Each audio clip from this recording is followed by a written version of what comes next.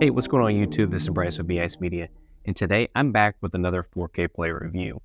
This time I'm going to be checking out the Sony UBP-X800M2, which is Sony's top-of-the-line player, and I'll show you what's inside the box and my thoughts in terms of pros and cons. But before we dive into Sony's top-of-the-line player, consider hitting that subscribe button if you enjoy home theater content, liking this video to help out the YouTube algorithm, and clicking the notification bell to be notified of my future videos. And with that being said, let's check out what's inside the box.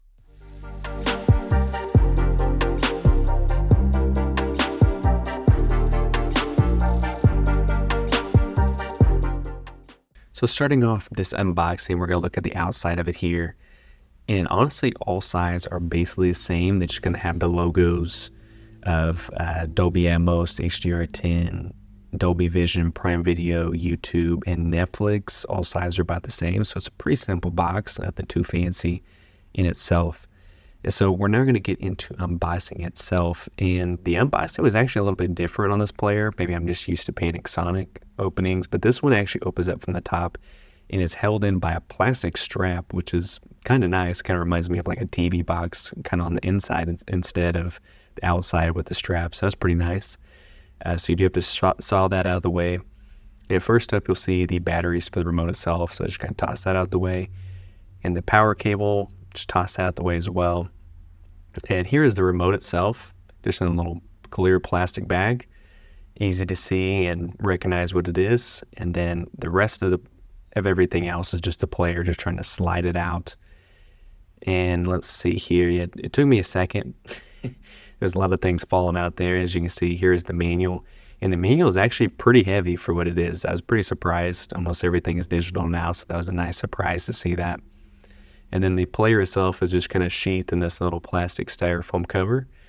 And it's really nice. It honestly looks really nice. It has a machine metal up top and then a glossy screen basically on it. As you can see, we're going to take a closer look at it here. And here it is. So on the front, there's just the Sony logo. There's an open button. There's a power button and the Ultra HD logo. It's pretty simple on the front. Nothing too fancy. And the disc tray is all hidden behind that gloss there.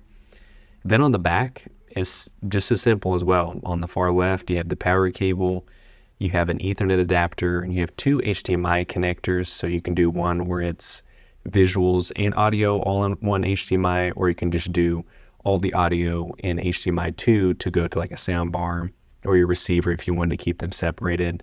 And then it does have a coaxial cable plug-in as well. So that's all that's on the back. So if you really wanted to get fancy with it and do a lot of other plugins, it unfortunately does not have that. So just something to keep in mind there. And with that being said, we are now going to jump into the review.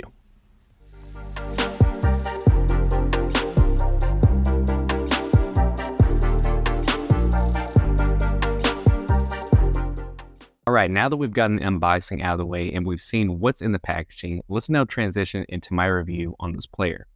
I'll break my review down into pros and cons, but instead of starting off with my pros in usual fashion, I'll get the negatives out of the way and address those first. The first negative or con being Dolby Vision setup. It's a strange and unorthodox setup which works, but it requires more steps than need be. Sony's bright idea for their top-of-the-line player is to either force Dolby Vision for all playback, keep it turned off completely, or manually switch it on or off each time. Dolby Vision is my favorite visual format, but toggling it on for every playback is not ideal, especially for Blu-rays or DVDs because they lack HDR. Some scenes look sharp and upscaled, and others look muddy and bland.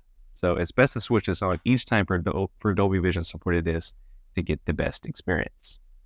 The Dolby Vision toggle is a relatively minor con, or really just a nuisance, but the second con is not something to take lightly, and that is freezing while playing 4K disc. Now, I'm not going to lie to you, this didn't happen to me while testing it in my short time with it, but if you look up reviews for this on any major retail site, you'll see lots of reviews pointing this out. Those type of reviews make me wary of purchase because you never know if your unit will be from the same batch as those with this software or hardware issue. Definitely know your return or exchange policy and pop in plenty of disc upon purchase to test for yourself. Better to be safe than sorry. Now, those are the two cons I have for the Sony X800M2.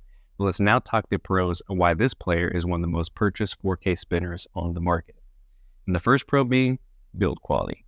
This player is no joke when it comes to build quality, as this thing is built like a tank. Its chassis is full metal and is pretty heavy as well. Even the disc tray and the mechanics feel solid, smooth, and quiet compared to other units I've reviewed. With this kind of build quality, you should have no worries if it gets bumped into or roughed house during a move. And to me, this is a testament to product care and durability from the manufacturer, so it's nice to see this level of premium. Next up is my second pro, is the simple setup. After getting it out of the box and plugging this in, it maybe took 5 minutes to get through the initial setup and be ready for a disc. The home screen leaves nothing to hide with a simplistic and upfront view, and there's no worry of being a tech whiz in order to operate or use this player. The settings are nothing fancy or difficult to understand either, but I'll go into those in depth with another video, so be sure to stay tuned. The pros keep rolling in, with the third being load time. I think load time plays a huge part in selecting a player because streaming is near instantaneous depending on your internet speed, so a disc-based player should do its best to keep pace. Discs take about 20-ish seconds to boot up, which isn't the quickest load time, but it's not long enough to have you scratching your head and wondering what's the holdup. In comparison, my Panasonic UB-X820 loads a disc in about 16 seconds, so the difference is relatively minimal. It's still fast, quiet, and displays beautifully, so I have no complaints on this front. And now last but not least, my fourth pro goes to the OEM Remote. The remote is fairly simple, yet it feels premium at the same time. The buttons are laid out nicely, the button response feels smooth, and gets a satisfying click when any is pressed. The matte black finish is a nice touch as well. It helps keep fingerprints from displaying if you have some buttery hands after munching on popcorn.